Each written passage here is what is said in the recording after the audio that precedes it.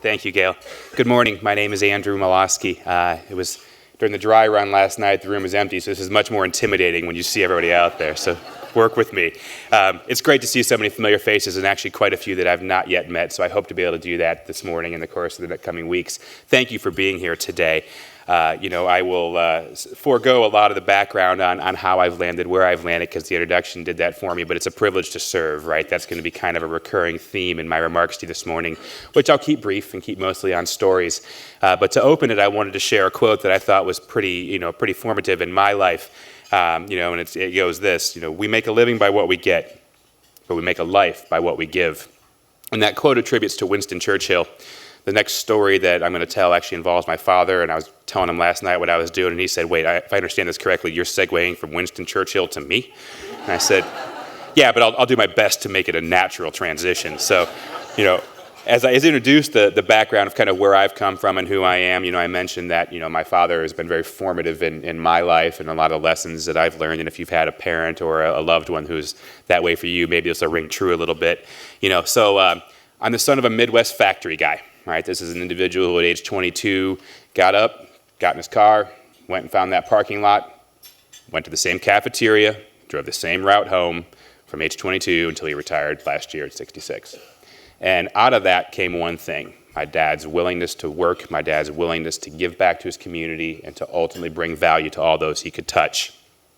Now, being from the Midwest, Cleveland specifically, and as a lifelong Clevelander and a diehard Indians fan, he would question when I said, I learned everything from you, Dad. He said, and you're speaking at a spectacular Yankees facility.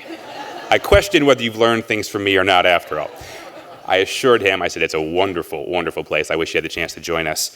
One of the things that he instilled for me early on is I had a paper route at age 8. And looking across the audience, there's a number of folks who are probably of the age where they remember filling up a radio flyer wagon and trekking out at 4 a.m. to every one of their neighbors' houses. And living in Cleveland, it snowed a whole lot in the winter. And one of those February mornings where it was sub-zero, I rolled over at 4:30 and said, I don't want to go, Dad. I don't want to. And in the way that only my father could, he said, son, listen, people are counting on you. There are some people whose morning is not complete without their coffee and their paper, and they're counting on you. Now, that said, get your ass dressed and get out there. You had to know my dad. But the phrase, right? People are counting on us. That means something. People are counting on us. People like Aaron. For those of you who may not have experienced Aaron's story, Aaron was 57 years old. He lost his wife. 3 months later, he lost his mother. Several months after that, he became unemployed, could no longer afford the rent to his house, moved into his truck. And if that wasn't enough, he was diagnosed with an aggressive form of cancer. How's that for a set of circumstances? Now, an unusually cold morning, he finds his health failing. He seeks out help from Life Path Hospice, specifically the good folks at the Molosky Hospice House. Of course, they take him in as expected they would. And during the course of the day, right, he's flooded with visits from friends and from other folks. And in the evening, though, he tended to disappear for a while. It took us a little while to catch on. But he was in his truck. See, in his truck was his most prized possession, his wife's ashes. That's where he felt the most close to her. That's where he felt the most connected to her. And over the course of the coming weeks, he made a new family, made new friends. He found new meaning with the wonderful people at Molosky Hospice House. And Aaron had the opportunity to pass from this world with peace and dignity, right? People are counting on us. It's through the generosity, the giving, and the spirit in this room that last year, Chapters Health System and Life Path Hospice was able to provide $1.7 million in unfunded care. That's hearts, minds, bodies, and souls in this community. That's physicians, aides, chaplains, social workers, volunteers, grief counselors, all making possible the healing of hearts and minds. There were 1,227 bereaved family members who were able to receive one-on-one grief counseling. 1,636 grieving hearts were able to find comfort in support groups. And a little over 6 weeks ago, 120 children were able to attend grief camp to help heal their hearts and find hope in their future. People are counting on us.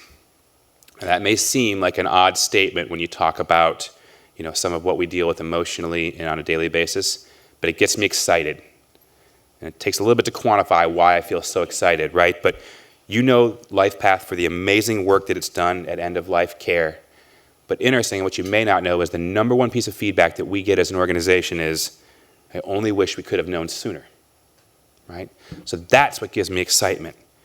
Imagine a world where every experience that we've had in hospice and end-of-life care could apply not just hours or days, but weeks, months, even years earlier, right? Where you can involve palliative medicine, where you can involve the curative, rehabilitative value of home health, where you can involve pediatric longevity and give these kids the chance to see things they would never see otherwise. Find space and find care in between those times when you don't know what exactly is needed, but you know something, right? We can do it. We have the know-how, you've experienced it personally, but we need help. We need partners. We need believers. We can't do that without the very giving spirit that's in this room and in this community. That's what gets me excited, right? We need those partners. We have people counting on us. Thank you for coming today. Thank you for your unwavering support of Chapters Health System, your unwavering support of LifePath Hospice. And as my dad would say, come on guys, it's time to get going. There's people counting on us. Enjoy your morning.